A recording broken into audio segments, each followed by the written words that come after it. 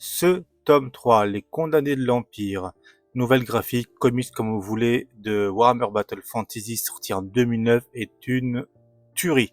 C'est vraiment génial, c'est super. Bon allez, trêve de bavardage. Bonjour et bienvenue, c'est l'Inquisiteur, et on va voir mon avis sur le tome 3, Les Condamnés de l'Empire, de la saga Warhammer Battle Fantasy. C'est tout de suite.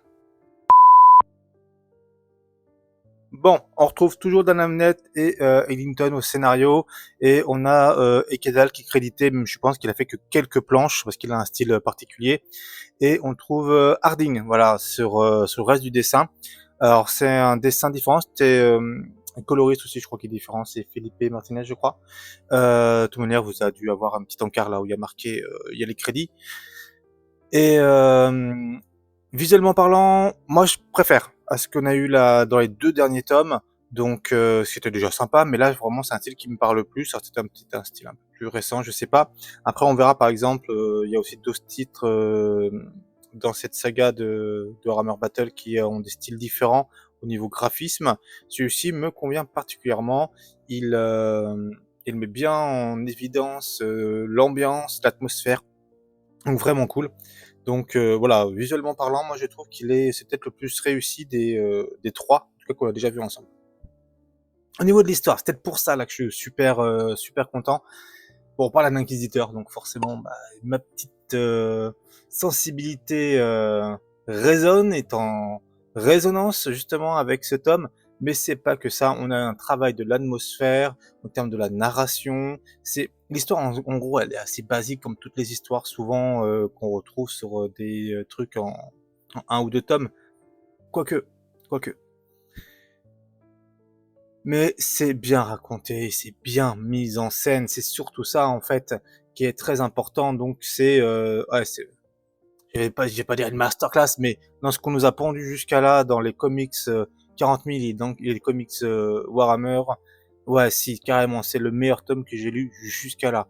Donc en fait, c'est notre inquisiteur, on va voir comment justement il joue de sa position d'inquisiteur, la peur qu'il peut inspirer, etc. Aussi bien chez ses alliés que chez ses ennemis. Et en fait, il a une traque vis-à-vis d'un suppôt de Slanesh. Donc Slanesh qui est le dieu du chaos, tout ce qui est excès, hein, notamment la luxure. Donc on se dit tout de suite, et Slanesh, on va avoir des petites images croustillantes, un peu boobs et compagnie. Mais rien de ça. En fait, quand on va le retrouver, il est déjà été déboîté. Et justement, c'est là que ça arrive. Alors je vous spoil un petit peu, mais bon, les BD datent de 2009. Donc je pense que vous me ferez pas ce procès. Voilà, on va tomber sur du crado, hein, sur du Nurgle, et en fait là c'est vraiment pas mal. Donc c'est un dieu déjà qui visuellement peut en imposer, qui permet surtout de faire des hordes de zombies, trucs dans le genre là.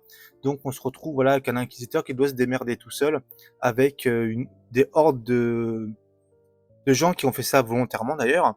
Et on retrouve même une petite scène un peu à la World of Warcraft quand il veut faire boire le contaminant en le faisant boire, ça me rappelle avec le sang de démon, passons sur Draenor. Revenons à Battle. Et donc voilà, on retrouve cette mise en scène. Donc en fait, il va essayer de retrouver, d'aller à la source de l'infection. Et du coup, on va avoir aussi des images sur les deux premiers tomes. Moi, je n'avais pas besoin de les avoir lus pour apprécier celui-ci et du coup le tome 4 qui va avec. Mais ça peut être un petit plus, ça explique quelques petits trucs qu'il y a eu dans le tome 1 et 2. Mais vraiment, c'est pas nécessaire du tout pour attaquer directement par le tome 3. Mais voilà, on va creuser, on va chercher, on va me retrouver le joueur d'épée du tome 1 et 2. Honnêtement, comme je n'ai pas besoin de l'avoir vu avant, hein, tout est bien mis en scène, bien raconté, c'est vraiment bien. Et on va aller dans cette enquête, il va se faire capturer, donc il va avoir bien sûr, il va utiliser quelques astuces pour se libérer, rallier des gens à sa cause, et puis c'est dans le sens, c'est marche ou crève avec lui. Hein. J'ai bien aussi le moment que sa jument, parce que bon, il est ultra impartial, ultra, voilà, comme je dis, marche ou crève, mais avec sa jument, c'est différent. Souvent dans les trucs comme ça, on dit oui, c'est un peu le cowboy solitaire, sa jument est sa meilleure amie, puis la jument se fait crever, ou le cheval, et puis il en a rien à secouer. Là, pas du tout. Il s'en occupe vraiment. Il y a tout un petit truc qu'on découvre du coup qu'il a une certaine sensibilité quand même. Et ça, je trouve ça vraiment cool. Donc voilà. Allez, trêve de bavardage parce que sinon je crois que je pourrais en parler pendant un quart d'heure. Achetez-le. Peut-être pas 40 balles, mais achetez-le. Il est vraiment bon. Ouais. Soyez purifiés et avec ça, je suis sûr que vous le serez. Allez, bye bye, à plus. Et la suite le mois prochain. C'était l'Inquisiteur.